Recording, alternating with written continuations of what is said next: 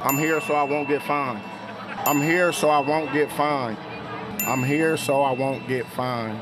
On January 27, 2015, at Super Bowl I-Line Media Day, hundreds of reporters surrounded Marshawn Lynch with cameras, microphones, and questions about the biggest game of his life.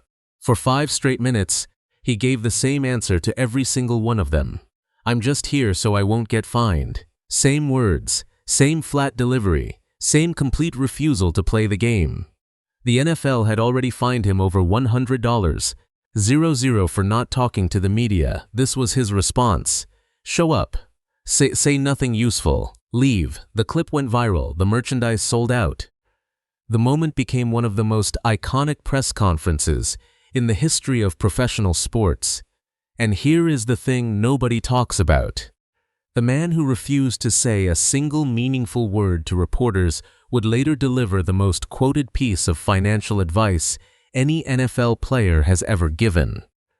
Standing at a podium after what turned out to be the final game of his career, Lynch looked into the cameras and said what he had been living for over a decade. Take care, y'all bodies. Take care, y'all chicken. Take care, y'all mentals. 'Cause we ain't lasting that long. Chicken means money. And Marshawn Lynch took care of his. Over 12 NFL seasons, he earned more than $56 million in salary. He reportedly never spent a single dollar of it. He lived entirely off endorsement income while his football money sat untouched in the background. Beast mode was never just a way of running the football. It was a complete financial operating system. Marshawn Lynch grew up in Oakland, California, in a house where it was never guaranteed and safety was never assumed. His mother, Delisa, raised 4 children on her own. She was a former track star who once held the 200-meter record at Oakland Technical High School. His father, Maurice Sapp, was in and out of prison for most of Lynch's childhood and is currently serving a 24-year sentence. Lynch eventually had the Sapp name removed from his legal identity. Years later, he quietly got a tattoo of the name on his back. He never explained why publicly. The neighborhood shaped him in ways that no coaching ever could. In a 60 Minutes interview, Lynch described finding cockroaches in his cereal as a child. The park near his house was so dangerous that his mother would punish him for sneaking out to play there. These were not dramatic anecdotes for a documentary. They were daily life. And that daily life built a relationship with money that no financial advisor could have manufactured. When you grow up not knowing whether the basics will be there tomorrow, you learn to hold on to everything you get. Football was the way out. Lynch played 4 sports at Oakland Tech: football, basketball, track, and wrestling, and dominated all of them. His football coach, Delton Edwards, became a father figure, implementing mandatory study halls before practice and teaching discipline that had nothing to do with the game and everything to do with survival. By his senior year, Lynch had rushed for 722 yards and 23 touchdowns in just 8 regular season games. Every major program in the country wanted him. He chose UC Berkeley, not because it was the best football school, because it was 15 minutes from home. His mother had made a deal with him. If he stayed close, she would move somewhere safer. He kept his end, she kept hers. But the most important lesson in Lynch's early life did not come from a coach or a classroom. It came from his own family. In the 2007 NFL Draft, Lynch was selected 12th overall by the Buffalo Bills. That same draft, his cousin Jamarcus Russell was selected 1st overall by the Oakland Raiders.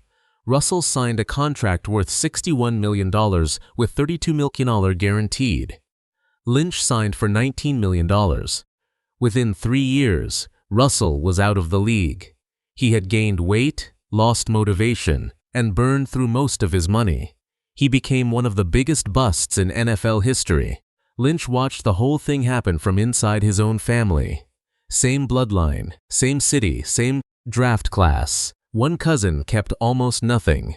The other kept almost everything. Lynch never needed a book to teach him what happens when money arrives faster than maturity. He had a front row seat when the Buffalo Bills handed Marshawn Lynch his $3 million signing bonus in 2007. He did not deposit it. He did not invest it. He did not call a financial advisor. He walked around with the check in his pocket for 3 weeks. 3 weeks. A 21-year-old kid from Oakland carrying $3 million on his body like it was a grocery receipt. Years later, on the Club Shay Shay podcast with Shannon Sharpe, Lynch explained it with zero embarrassment. He did not know anything about banks. He did not know what to do with that kind of money. Nobody in his life had ever had that kind of money. So he just carried it. That moment is important because it destroys the myth that Lynch was born financially disciplined. He was not. He was a kid from a neighborhood where financial literacy did not exist, holding a check he did not know how to cash, surrounded by a league full of people ready to help him spend it. What changed everything was what happened next. The Bills brought in financial advisors to talk to players. Lynch showed up, and by his own admission on the Smartless podcast, he fell asleep standing up during the first meeting. But something from that meeting stuck. The advisor suggested a simple structure. 2 accounts, 2 advisors. On-field money goes into one account and never gets touched. Off-field money, endorsements, marketing deals, appearances, goes into a different account and funds daily life. Lynch adopted that system immediately, and he never deviated from it for the rest of his career. The structure was not sophisticated. It did not require an MBA or a Wall Street connection. It required one thing: the willingness to admit you do not know what you are doing, and to let someone who does build a system around your ignorance. Lynch had that willingness because Oakland had already taught him the cost of pretending you have answers you do not have. The early years in Buffalo were not clean. Lynch got into legal trouble. A DUI arrest in 2008, a gun found in his backpack during a 2009 traffic stop, a 3-game suspension from the NFL. He was not a model citizen, and he has never pretended otherwise. But through all of it, the 2-account system held. The NFL money stayed untouched. The off-field money covered everything else. And when the Bills traded him to the Seattle Seahawks in October 2010, Lynch arrived in a city that would change his career and confirm that his financial instincts had been right all along. On January 8, 2011, in his first career playoff game, Lynch took a handoff against the New Orleans Saints and ran 67 yards for a touchdown. He broke 9 tackles. He threw cornerback Tracy Porter to the ground with one arm. The fans at CenturyLink Field jumped so hard that the vibration registered on a seismograph 100 yards from the stadium. They called it the Beast Quake, and the man who caused it still had not spent $1 of his NFL salary. The system Lynch built in Buffalo became the engine that powered the next decade of his financial life. NFL salary went into savings. Endorsement money paid for everything else, and the endorsement money was substantial. Nike, Skittles, Pepsi, Microsoft, Subway, Frito-Lay, Progressive, Activision, EA Sports. At his peak, Lynch was pulling in roughly $5 million per year from brand deals alone. That is more than most Americans earn in a lifetime. For Lynch, it was the spending account. The Skittles deal deserves its own paragraph because the origin story is too good to skip. When Lynch was a kid playing Pop Warner football in Oakland, his stomach would get upset before games. His mother tried different remedies. Nothing worked until she gave him Skittles. They calmed his nerves. She called them his power pellets. The habit stuck. Through high school, through college, through the NFL. Fans noticed and started throwing Skittles onto the field after his touchdowns. The candy company noticed too. In 2014, Skittles signed Lynch to an endorsement deal that included a $10 zero-zone donation to his First Family Foundation for every touchdown he scored. The same candy his mother used to calm a nervous kid in Oakland became a multi-million-dollar brand partnership funding youth programs in the same city. That arc is not something a marketing agency could have invented. In February 2016, NFL Network insider Ian Rappaport reported on air that Lynch had not spent a dime of his actual playing money. Ever. The number at that point was roughly $49.7 million sitting untouched. The story went everywhere. Lynch later clarified the claim on a joint 60 Minutes Sports and Sports Illustrated segment. When asked directly if he had never cashed a game check, he set the record straight. "That's false. I'm human. I'm very much human. If you pinch me, that hurts. I make mistakes. But I've also made some good decisions. But why would you want to pocket watch me?" That answer tells you everything about how Lynch thinks. He is not performing frugality for an audience. He is not building a public brand around being cheap. He made mistakes. He spent some money. But the core system held. The NFL's salary stayed largely intact. The endorsement income covered the life. And the gap between what he earned and what he spent remained wide enough to build something permanent on top of. The Daily Habits reflected the same philosophy. His cousin, rapper Mista Fab, has publicly described Lynch as someone who debates whether something on a menu costs $10 or $15 before ordering. Friends and family have confirmed he consistently chooses the cheapest option when eating out. He drove a Toyota Prius at one point during his career, not as a statement, because it got him where he needed to go. Lynch never confused transportation with identity. A car moves you from one place to another. If a Prius does that, why would you pay 6 figures for something that does the same thing with a louder engine? Most athletes retire and then figure out what to do with their name. Lynch started building while he was still playing. In 2013, he trademarked Beast Mode. That single decision turned a nickname his childhood coach gave him into a legal asset. The trademark generated 6 figures in licensing fees in its first year. Lynch donated 100% of that income to charity. 100%. The first money his brand ever made went directly to someone else. A year later, he launched Beast Mode as a full lifestyle and performance brand. Apparel, hats, shorts, hoodies, everything stamped with the phrase that had defined his playing style since Oakland Tech. The company now generates between $7 and $10 million in annual revenue. The first retail store opened on Broadway in Oakland during Super Bowl 50 weekend in February 2016. Lynch did not hire a celebrity to cut the ribbon. His grandmother did it. He stood next to her and announced to the crowd, "We are officially open." A second store followed in Seattle. The brand was rooted in the 2 cities that shaped his career. Oakland made him. Seattle made him famous. Both got a store. But Beast Mode was never just a clothing line. Lynch understood that a brand is a platform, and a platform can launch anything.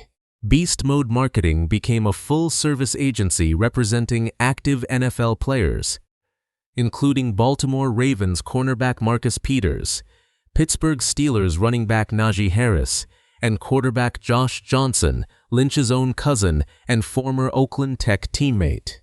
He was not just managing his own money anymore. He was managing other people's careers. In 2017, he launched Beast Mobile, a mobile phone service that let customers reduce their bills by engaging with sponsored content. It was an unusual move for a football player, but Lynch saw the gap between wireless carriers and underserved communities and filled it with something practical. Then came Doty Blunts, a cannabis brand that Lynch launched with a specific mission attached. A portion of the proceeds goes to the Last Prisoner Project, an organization working on criminal justice reform for people incarcerated for cannabis-related offenses. Lynch grew up in a neighborhood where people went to prison for the same plant that is now generating legal billions. He was not going to enter the industry without addressing that. In 2025, he partnered with Dove to release a limited edition Beast Mode fragrance line. 2 cents. You Just Got, and Beast to the Bone. Available at Target nationwide. When asked about having his own fragrance, Lynch laughed and called it crazy. And after his viral Take Care of Yo Chicken press conference in January 2020, Lynch did what Lynch does. He trademarked the phrase. Within days, hoodies and t-shirts with the slogan appeared on beastmodeonline.com. The website generated $150,000 in sales in less than 4 days. Every moment became a product. Every quote became merchandise. Every piece of his personality became a revenue stream. Lynch did not build a brand after football. He built a machine that converts attention into ownership, and the machine has never stopped running Mungry. Ownership's the deed. You are the platform. So he started buying. In April 2022, Lynch and rapper Macklemore joined the ownership group of the Seattle Kraken, the NHL expansion team. The Kraken are currently valued at roughly $850 million. NHL franchise values have beaten the S&P 500 for more than 30 years. Lynch owns less than 1%, but even a fraction of $850 million is a compounding machine that works while he sleeps. The Kraken were not his first ownership move. In 2021, Lynch became co-owner of Oakland Roots SC, a soccer club in the USL, one tier below Major League Soccer. The origin of that investment is peak Lynch. On the Smartless podcast, he described putting in $1,000 and receiving a sweatshirt as a thank you. Oakland Roots has since raised over $2 million, but Lynch did not invest for the return. He invested because in the span of 5 years, Oakland lost the Raiders to Las Vegas, the Warriors to San Francisco, and the A's to Sacramento. His city was being stripped of professional sports one franchise at a time. Lynch bought in because somebody had to make sure Oakland kept something. That same year, he co-founded the Bay Area Panthers in the Indoor Football League. The first player the Panthers signed was Lynch's own brother, Devontae Sapp Lynch. The team was created to fill the hole the Raiders left behind. Professional football in Oakland, owned by Oakland, for Oakland. In 2018, Lynch and fellow NFL player Richard Sherman co-founded the FCF Beasts in the fan-controlled football league, one of the first leagues where fans call the plays in real time. The concept was experimental. Lynch saw it as the future of audience-driven entertainment and got in before anyone else in the NFL took it seriously. His investment portfolio stretches beyond sports. NRG Esports, which Lynch backed in 2017, was valued at $155 million by 2020 and ranked as the 9th most valuable esports team in the world. He invested in the Professional Fighters League. He put money into PRTL Inc., a holographic communications startup. In 2024, he joined a $4 million investment round in Altro, a credit-building app designed to help people build financial credibility using everyday expenses like rent and streaming subscriptions. And he is not done. Reports indicate Lynch is planning to launch a $100 million venture fund specifically for athletes and entertainers. The logic behind every investment follows the same pattern. Lynch does not buy things he does not understand. He buys culture. Esports is culture. Combat sports is culture. Oakland soccer is culture. Cannabis reform is culture. Everything in his portfolio connects to a community he either came from or genuinely cares about. That is not diversification for the sake of a spreadsheet. That is a man investing in the world he actually lives in. Before the Raiders played their final game in Oakland, in 2019, Lynch showed up at the Coliseum and lit a blunt on the Al Davis Memorial Torch. When asked about it, he said it was only right to send the Raiders off in a real Oakland way. That is Lynch in one sentence: irreverent, loyal, unapologetically from where he is from. Oakland is not a line on his resume. It is the operating system. Everything he builds traces back to the city that raised him. Through the Fam First Family Foundation, which he co-founded with cousin Josh Johnson, Lynch runs free annual youth football camps in Oakland. He organizes food drives, coat drives, toy drives, and back-to-school giveaways for families in the neighborhoods he grew up in. He has purchased real estate in Oakland specifically to prevent displacement, buying properties to keep them in the hands of the community, rather than letting outside developers flip them into something the residents can no longer afford. When Bay Area teams kept leaving, Lynch kept arriving. The Panthers, the Roots, the Foundation events, the Beast Mode store on Broadway. Every move was a statement that Oakland still mattered to someone who made it out.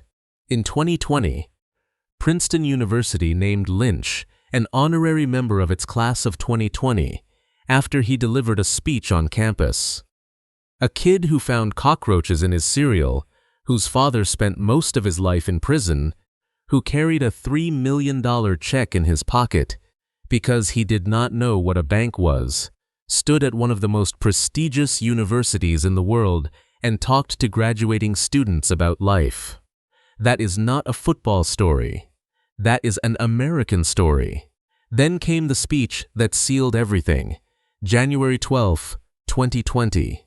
The Seahawks had just lost to the Green Bay Packers in the divisional round of the playoffs. It was almost certainly the last game of Lynch's NFL career. Reporters asked if he was coming back. He ignored the question.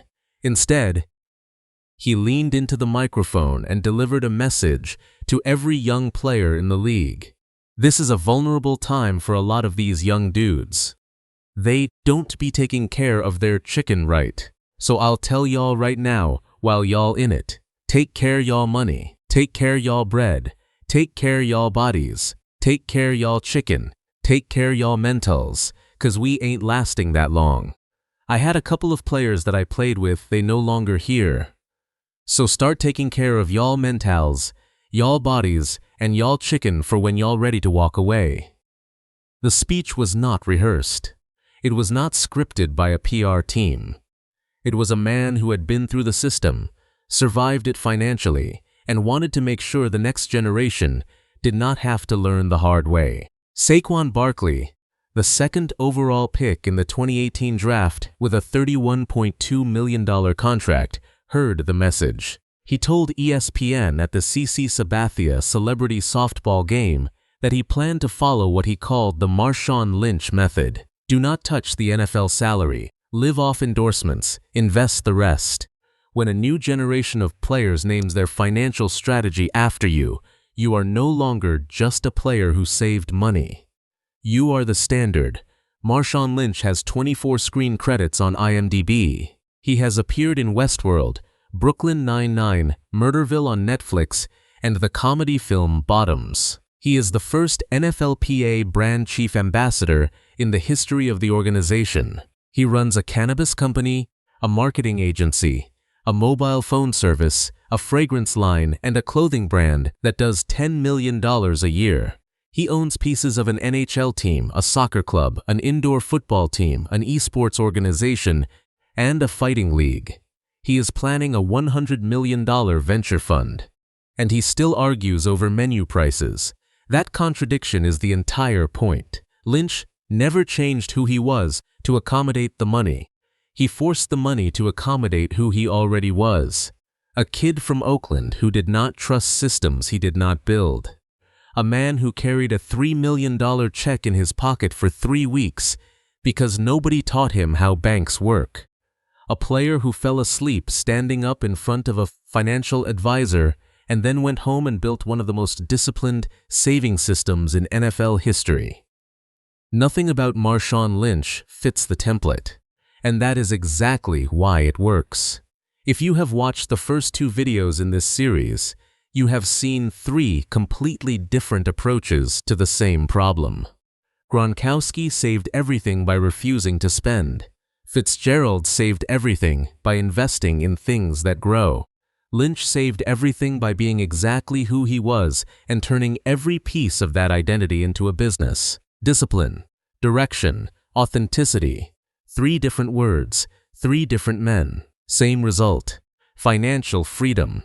The kind that does not depend on another contract, another season, or another person's approval to exist. In a league where the average career lasts less than 4 years and retirement destroys more players financially than any defender ever could, these 3 men proved the same thing from 3 different angles. The money was never the problem. It was always what you did with it. Marshawn Lynch made $56 million playing football. Then he turned beast mode into something the game could never take back. Take care of y'all's chicken. Which of these 3 players impressed you the most? Drop your answer in the comments. And if you want to see more stories like this, subscribe so you do not miss what is coming next.